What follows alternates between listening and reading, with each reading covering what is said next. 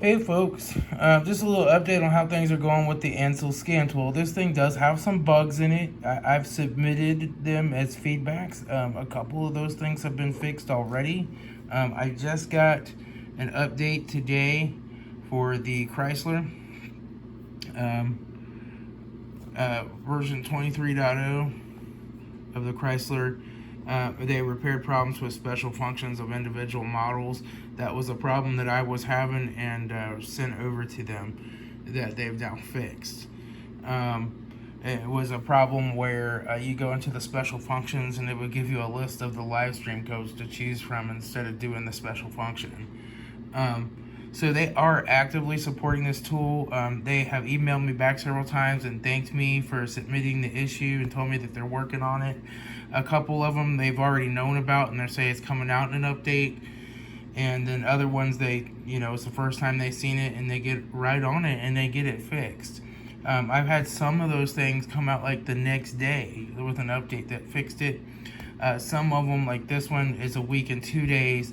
It might have just been a week. The last time I checked this was Saturday for updates, and I checked it again today, which is Tuesday.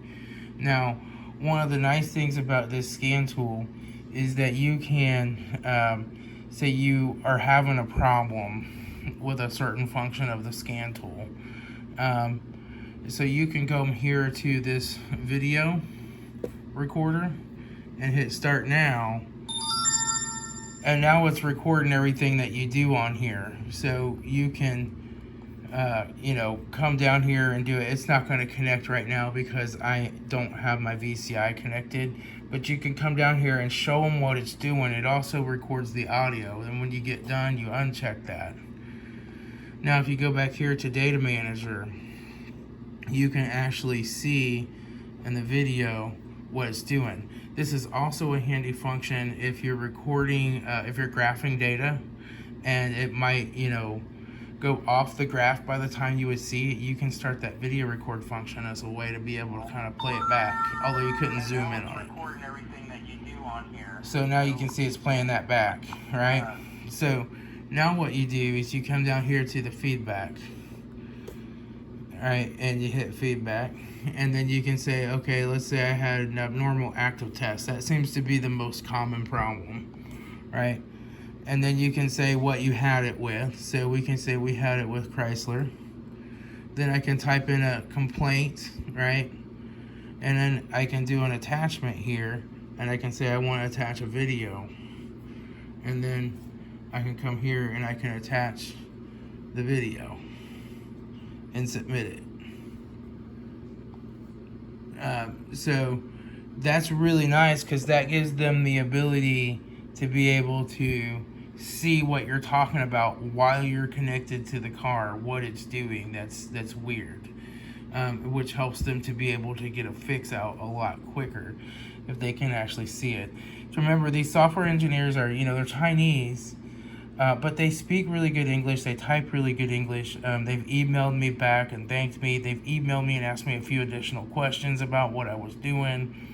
And they really speak and type really good English.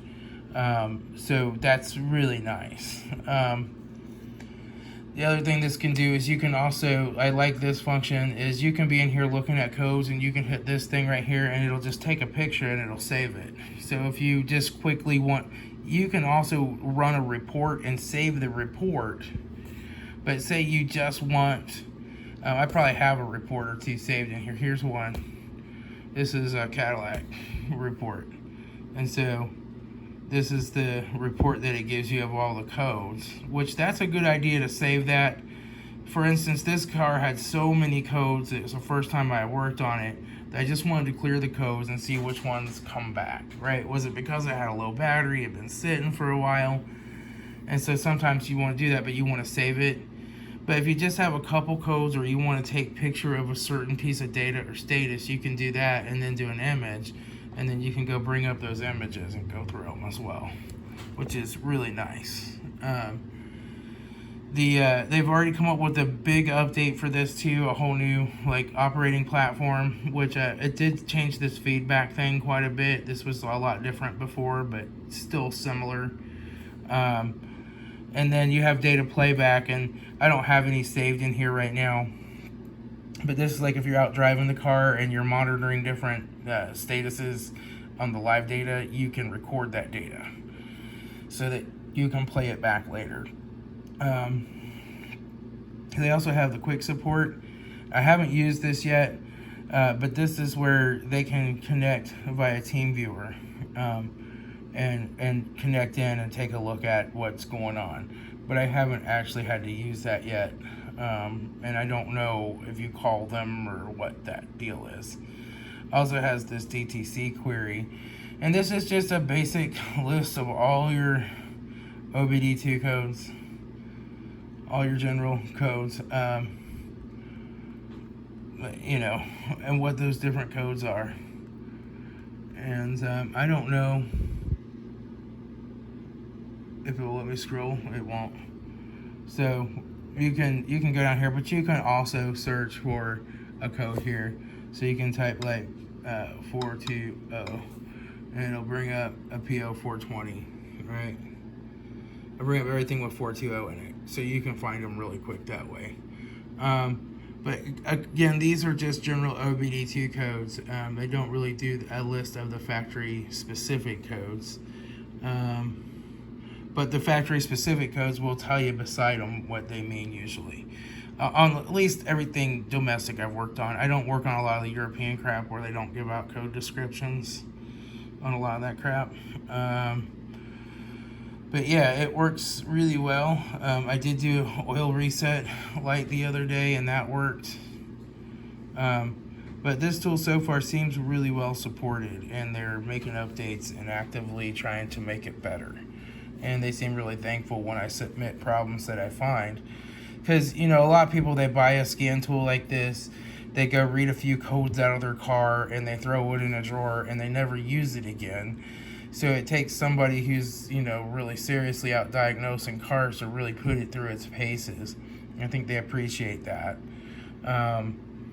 You know, there's a couple videos of these on YouTube, and it's like, yeah, I brought it up, and I read some codes, and it read them, and then they put it away. But you have to really get familiar with the scan tool, you know, to know how it works and what it can do, and find those problems so that they can fix them and make it better. So far it's going pretty good with the scan tool. I'm pretty happy with it. Anyway, I'll talk to y'all later. This is Tom, your Frugal Prepper.